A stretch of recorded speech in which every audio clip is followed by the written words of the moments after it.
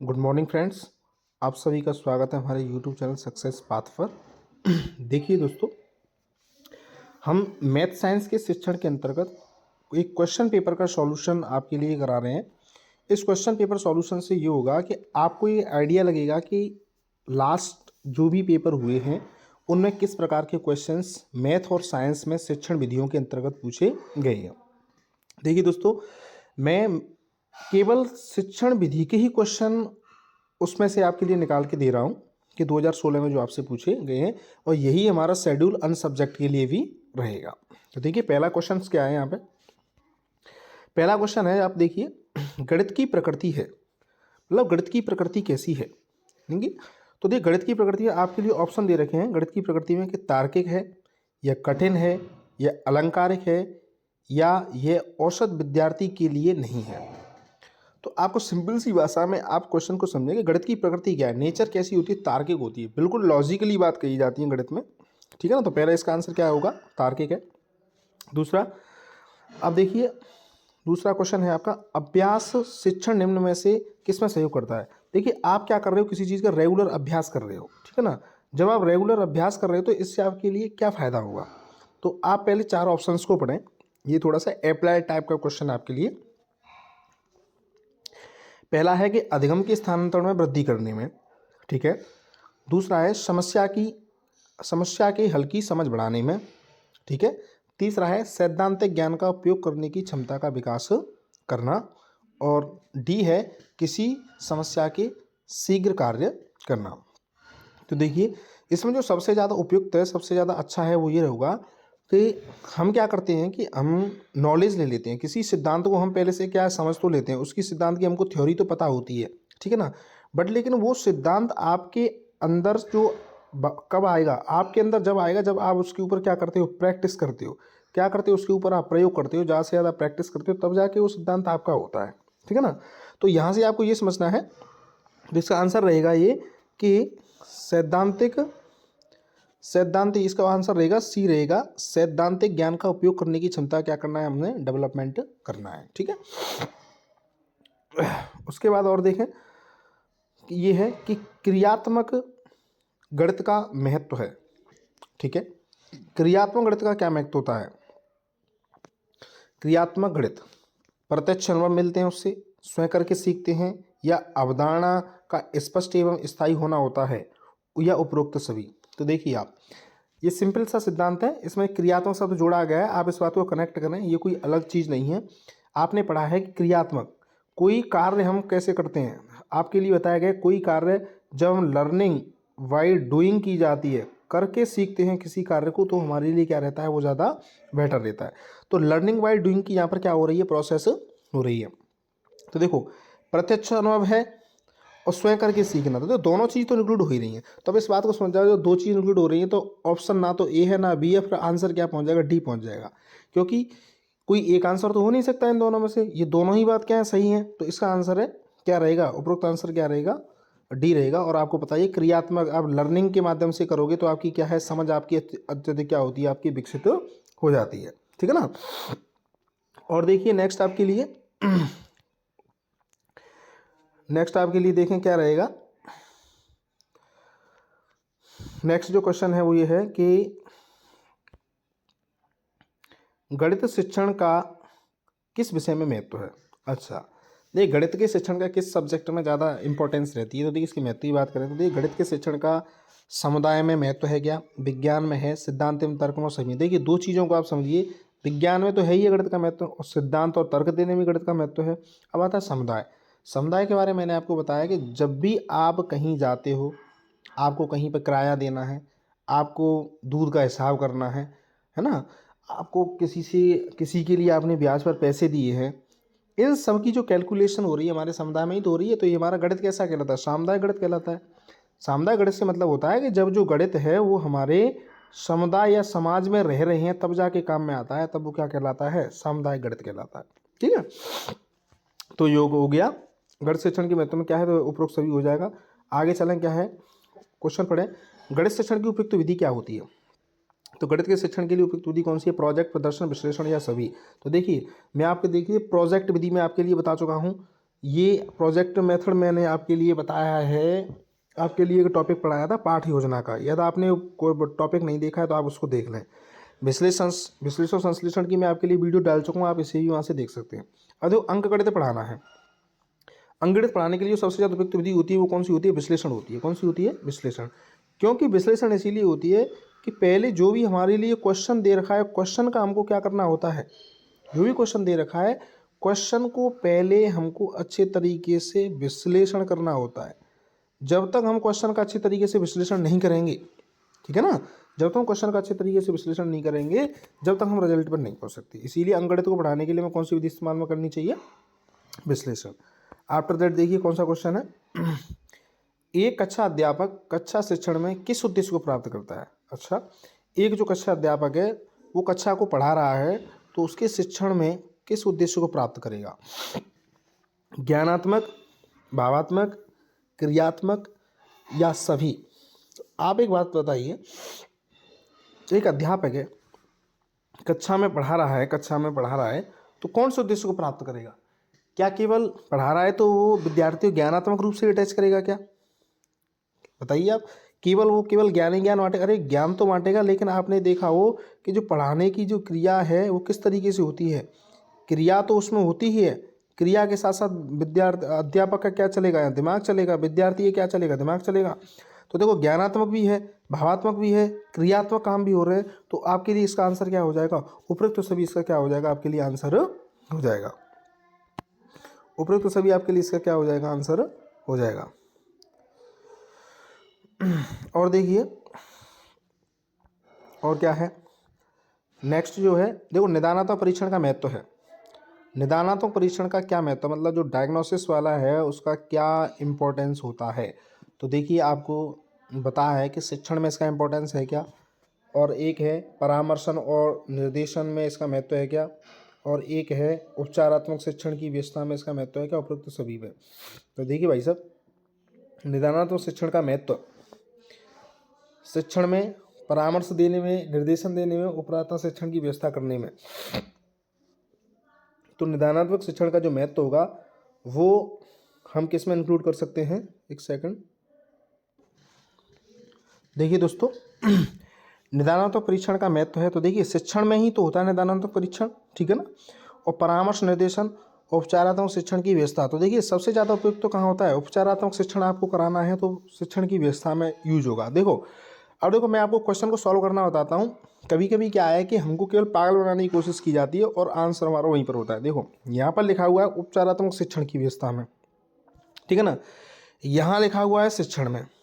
अब देखो दोनों जगह पे शिक्षण है, इसका मतलब आंसर ए भी सही हो, आंसर सी भी सही है। अब देखो किसी क्वेश्चन के आंसर दो तो हो नहीं सकते, आंसर क्या रहेगा? फिर आपका आंसर क्या रहेगा? डी रहेगा, ऑल ऑफ दीज रहेगा। तो ये जो क्या है, ऐसे रीजनिंग टाइप के क्वेश्चंस बनाए जाते हैं कि आपको कंफ्यूज किया जाए। बता दूं आपको यहाँ पे कंफ्यूज कैसे किया जा रहा है। कंफ्यूज करने की यहाँ पर बात ये आ रही है आपसे, यहाँ पे इस तरीके से आप देखो कंफ्यूज हो सकते हैं कोई विद्यार्थी कि मैथ साइंस मतलब निदानात्मक परीक्षण है तो ये क्या है। विद्यार्थी ये समझिएगा भाई, जब उपचारात्मक परीक्षण किया जाता है तो उपचारात्मक से पहले क्या होता है? डायग्नोस किया जाता है, उसकी जाँच की जाती है। तो विद्यार्थी ये सोचने लग जाएगा, कैसे गलत कराएगा देखो क्वेश्चन को, कि विद्यार्थी ये सोचने लग जाएगा भाई केवल और केवल कहाँ यूज होगा, ये उपचारात्मक शिक्षण की व्यवस्था में यूज होगा। बट भैया उपचारात्मक में भी तो शिक्षण हो रहा है और यहाँ भी शिक्षण हो रहा है, तो इसीलिए इसका आंसर क्या रहेगा? ऑल ऑफ दीज रहेगा, ठीक है। नेक्स्ट गणित के क्वेश्चन नंबर 9 पर आइए आप। क्वेश्चन नंबर 9, गणित शिक्षण में अध्यापक की मुख्य भूमिका है, किस रूप में होती है मुख्य भूमिका? एक दार्शनिक के रूप में, मित्र के रूप में, परामर्शक के रूप में या सभी के रूप में? तो देखिए आप कैसे क्वेश्चन को क्लिक करेंगे। अध्यापक है वो आपका मित्र का काम तो रहता ही भाई, एक फ्रेंडली उसका रिलेशन तो रहता ही है, और उसके बाद क्या रहता है? एक फैसिलिटेटर होता है, परामर्शक होता है, इस तरह से। और दार्शनिक मतलब सब्जेक्ट क्या था तो है ही है, तीनों ही चीज़ इंक्लूड है, इसीलिए क्या हुआ? उपरोक्त सभी इसका क्या रहेगा? आंसर रहेगा। नेक्स्ट क्वेश्चन की ओर चलते हैं। गणित शिक्षण की उपयुक्त विधि कौन सी है? तो देखिए गणित शिक्षण की उपयुक्त विधि कौन सी है? इसमें 4 ऑप्शन को पढ़ें आप, व्याख्यान, प्रदर्शन, आगमन, निगमन और क्या है? सभी। तो गणित के शिक्षण की उपयुक्त जो विधि है वो व्याख्यान और प्रदर्शन तो हो नहीं सकती, क्योंकि देखो व्याख्यान विधि में क्या होता है, केवल और केवल अध्यापक क्या करेगा? लेक्चर स्टैंड पर खड़ा हुआ और क्या करके देगा? आपको व्याख्यान या लेक्चर देके चला जाएगा। प्रदर्शन विधि का मतलब होता है जैसे नृत्य वगैरह में क्या किया जाता है? प्रदर्शन किया जाता है, तो केवल प्रदर्शन विधि भी नहीं होगी। तो गणित के शिक्षण की जो विधि है वो क्या रहेगी, आगमन और निगमन विधि रहेगी, ठीक है ना। जिसको मैं आगमन और निगमन विधि को आपको आगमन निगमन विश्लेषण और संश्लेषण मैं आपको चारों विधियों को करा चुका हूँ। आप चारों विधियों को आप यूट्यूब पर जा करके इससे रिलेटेड जो वीडियो है उसको आप देख सकते हैं। इसका आंसर क्या रहेगा, आगमन और निगमन। नेक्स्ट चलें, निम्न में से कौन सी कार्यसूचक क्रिया है। ओके, निम्न में से कौन सी क्या है, कार्यसूचक, एक्शन वर्ब कौन सी है, एक्शन वर्ब कौन सी है, इनमें से कार्यसूचक क्रिया कौन सी है, आपको ये देखना है, ठीक है। एक्शन वर्ब कौन सी है, तो देखिए कार्यसूचक क्रिया कौन सी है। कार्यसूचक क्रिया में जाएं आप पढ़ के देखें, देखना, सुनना, रेखांकित करना या जानना। तो देखिए कार्यसूचक क्रियाओं में देखें, देखो देख तो रहा ही है, सुन भी रहा है, रेखांकित करना, जानना है, बट लेकिन सबसे बड़ी बात है यार रेखांकित करना। यदि किसी बात को विद्यार्थी ड्रॉ करना सीख चुका है, उसको क्या करना सीख चुका है, विद्यार्थी ड्रॉ करना सीख चुका है, तो क्या कहलाएगा, वो रेखांकित करना इसका आंसर कहलाएगा, ठीक है ना। विद्यार्थी क्या कर चुका है, रेखांकित करना उसको सीख चुका है।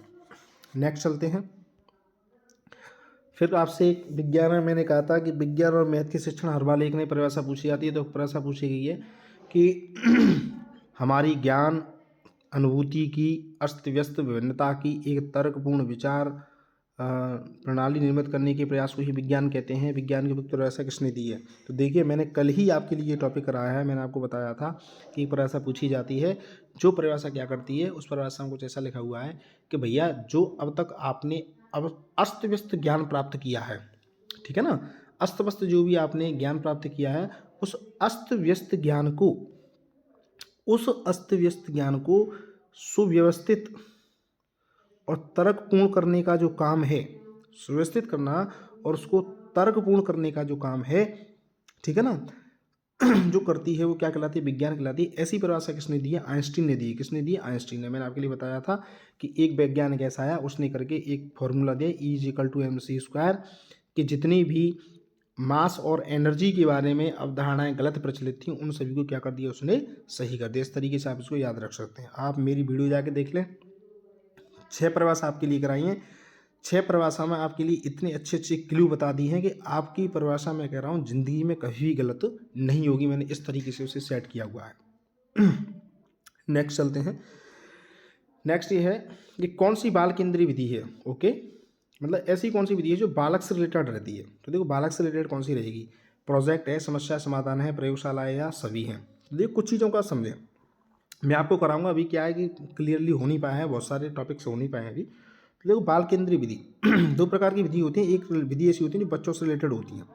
अब देखो बच्चों से रिलेटेड से मतलब है कि यहाँ पर बच्चे का ज़्यादा से ज़्यादा क्या होना चाहिए, प्रॉफिट होना चाहिए, बच्चे को यहाँ पर लाभ ज़्यादा से ज़्यादा होना चाहिए। तो बच्चे को लाभ किस तरीके से होगा, यहाँ पर देखो विद्यार्थी के लिए आप समस्या समाधान विधि लगाओगे तो क्या वो समस्या का समाधान करेगा, अरे वो तो बालक है, वो समस्या ही नहीं समझता, समाधान तो तब करेगा। तो ये तो हो नहीं सकती, ठीक है ना। तो ये नहीं हो सकती। प्रयोगशाला, अच्छा कोई बालक लेबोरेटरी में चला जाएगा और जाके काम कर लेगा, अरे बालक ना तो भी लंबा है ना चौड़ा है ना उसके अंदर भी दिमाग है, वो प्रयोगशाला में करेगा क्या, तो दोनों क्वेश्चन क्या हो गए, गलत हो गया। तो उपरोक्त सभी वैसे भी गलत हो गया।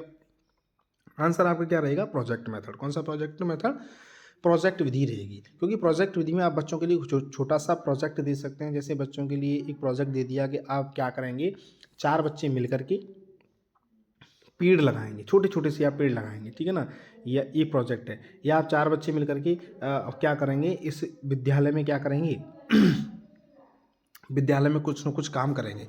तो प्रोजेक्ट विधि को मैं और थोड़ा डिटेल में करा दूंगा आपके लिए, ठीक है ना।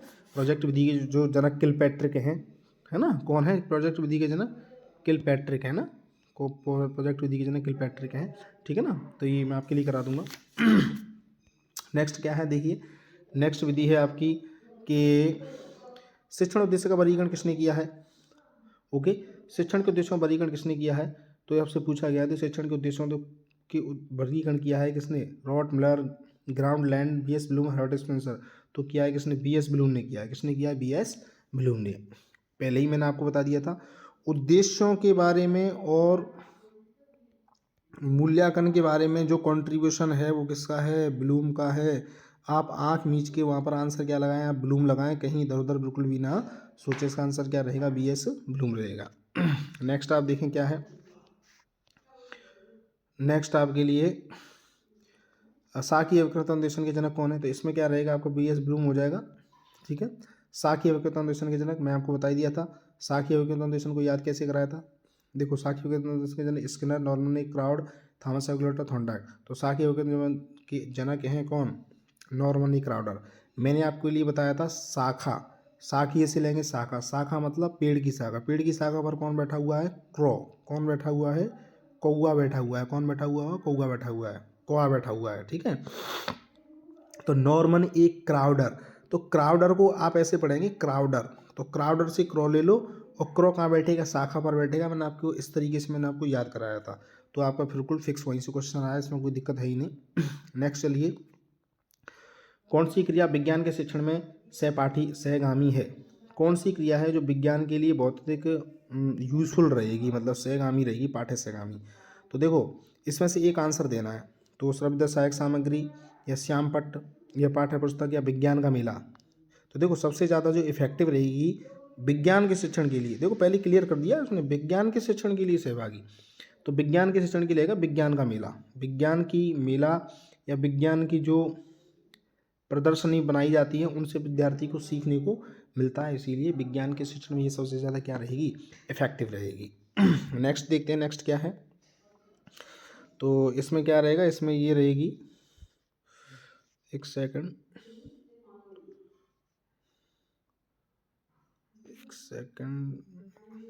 ओके, ठीक है।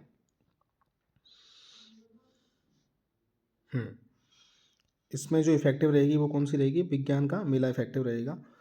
आफ्टर दैट चलिए, आफ्टर दैट क्या है? मूल्यांकन का उद्देश्य। मूल्यांकन का क्या उद्देश्य होता है?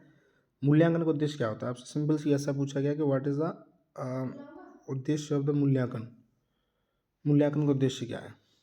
तो केवल प्रश्न पत्र तैयार करना, या अधिगमकर्ता की उपलब्धि जानना एवं उसमें सुधार करना, अनुशासन बनाए रखना, केवल परीक्षा करवाना। तो देखिए दोस्तों, मैं आपको एक चीज़ में बता दूं, इसका जो पहले आप क्वेश्चन की थ्योरी को समझें। कुछ इस टाइप के क्वेश्चंस आएंगे, इनके लिए मैं कहता हूं कि ना तो पढ़ने की ज़रूरत होती है, ना ही बहुत ज़्यादा दिमाग की ज़रूरत होती है। आपके क्वेश्चन सॉल्व हो जाएंगे कैसे?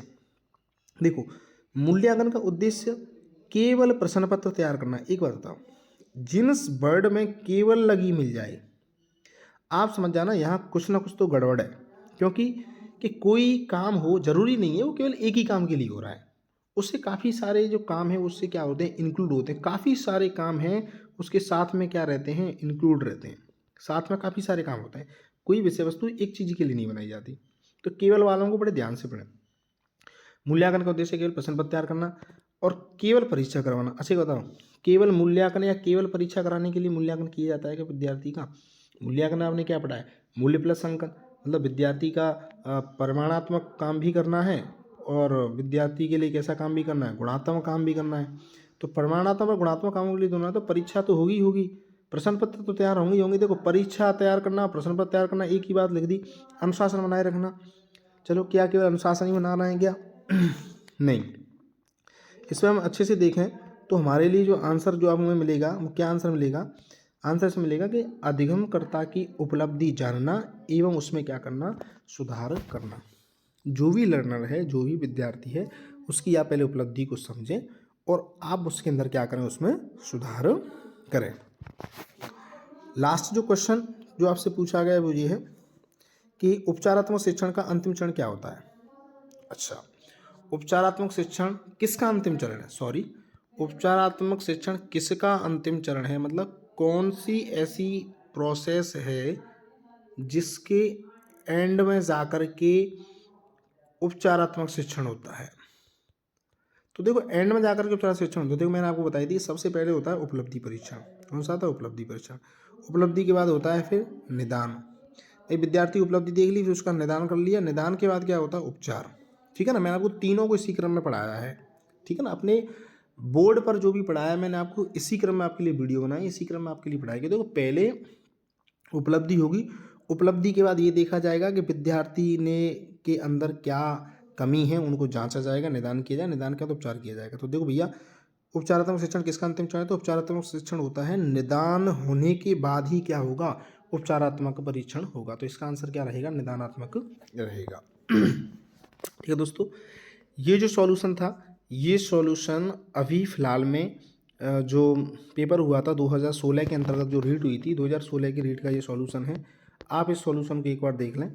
देखो REET question paper of REET 2016 मैंने पहले ही हेडिंग में लिख दिया है कि क्वेश्चन पेपर ऑफ रीट 2016 में यहाँ से क्वेश्चंस आए मैथ साइंस वालों के लिए, स्पेशली किसके लिए, मैथ साइंस वालों के लिए, टीचिंग मेथड के लिए। अब 2016 में हो गया, जो भी 21 के अंदर एग्ज़ाम हुआ, इससे पहले जो एग्ज़ाम हुई, तो 5 साल का हम कवर करेंगे केवल और केवल 5 साल के हम क्वेश्चंस कवर करेंगे। इसी प्रकार से हिंदी के क्वेश्चन करेंगे और इसी प्रकार से मैथ साइंस के हम क्वेश्चन करेंगे। ठीक है, तो दोस्तों आप बने रहें, और वीडियो आपको अच्छी लगती है तो आप अपने जो मित्र हैं, दोस्त हैं, उनके साथ आप इसको क्या करें, शेयर करें। Thank you so much.